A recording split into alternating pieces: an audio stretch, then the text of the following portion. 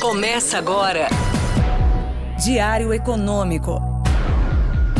Um oferecimento do Canal Rural. Uma análise das principais informações que impactam os mercados, a economia global e do Brasil. Apresentação Marco Caruso. Fala, turma, bom dia. Hoje é sexta, 6 de outubro de 2023 e esse é o seu Diário Econômico. A dinâmica dos mercados hoje é dependente dos números do mercado de trabalho norte-americano, que saem às 9h30 da manhã. A expectativa do consenso é o desemprego que não volta a piorar e estabiliza em baixos 3,7%, como é a criação de vagas da ordem de 170 mil postos e salários crescendo 4,3% em termos anuais, ou seja, números bons per se. E o viés das projeções dos analistas é de números mais fortes também. Mas para a semana terminar com um tom positivo nos ativos, não seria mal um sinal de moderação da economia americana. Os diretores do Fed, que têm vindo a público, não parecem muito descontentes com a turbulência dos mercados, não, pelo contrário. Na verdade, na ausência de algum risco financeiro maior, alguém relevante cambaleando ou quebrando, com esse ambiente aí de juros mais altos, esse aperto extra nas condições financeiras que a gente está vendo, ajuda o BC americano a entregar sua inflação na meta, por exemplo. E se o desemprego não sai do lugar mesmo por lá, o custo-benefício deles seguirem mostrando os dentes é baixo, certo? Quer dizer, vírgula, né? Todo banqueiro central, na verdade, está jogando um jogo no futuro. As ações dele hoje vão refletir na economia lá na frente. Então a pergunta que eles deveriam estar se fazendo é: quem efetivamente vai sentir a dor dos juros altos? Eu estava dando uma olhada nos pedidos de recuperação judicial e inadimplência no cartão de crédito lá nos Estados Unidos e os sinais são de que tem gente já sentindo sim. Enfim, eu tenho observado o que está acontecendo nos juros globais, tentando entender o custo disso em termos de PIB e se aparece alguma baleia boiando, digamos assim. Sobre isso, aliás, foi interessante a fala do nosso diretor aqui do Banco Central, o Gabriel Galípolo, argumentando que a queda da inflação sem as dores provocadas, por exemplo, por perdas de crescimento econômico, poderiam ser um fenômeno global.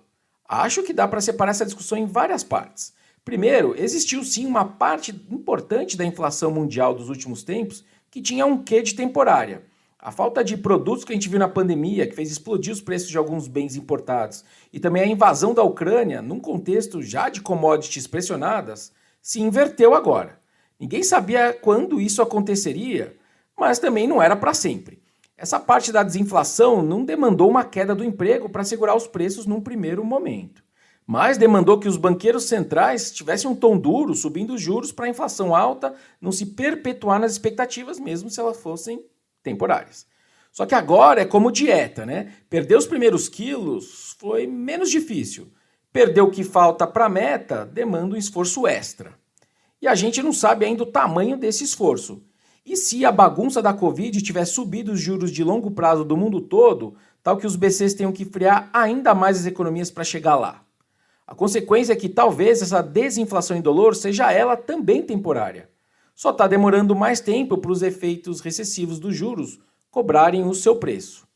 Isso tudo vale para o caso brasileiro também, só que aqui a gente teve duas ajudas extras bem relevantes e que ajudam a explicar por que o desemprego não piorou tanto e a atividade não piorou tanto, apesar dos juros altos. O primeiro é o Auxílio Brasil turbinado do governo passado, ele se perpetuou no governo atual. E também a gente teve a nossa super safra, que se deu em preços altos das commodities. As duas coisas juntas dão um impulso de renda bastante relevante para o brasileiro e tem também um efeito riqueza muito importante.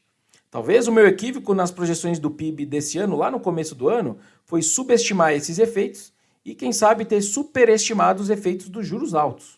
É interessante que alguns analistas também agora começam a falar que o potencial de crescimento de longo prazo do Brasil cresceu.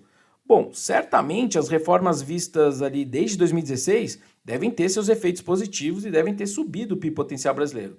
Mas eu, particularmente, tenho preferido tomar mais cuidado com projeções de longo prazo nesse mundo cheio de eventos improváveis. A gente teve pandemia, a gente teve invasões de países, super safra, eventos climáticos, inflação até no Japão, enfim, etc.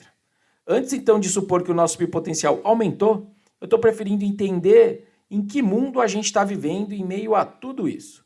Por hoje é isso, turma. Bom dia, bons negócios e sorte sempre. Você ouviu? Diário Econômico. Um oferecimento do Canal Rural. uma análise das principais informações que impactam os mercados, a economia global e do Brasil. De segunda a sexta, às 6 da manhã, no Spotify e YouTube.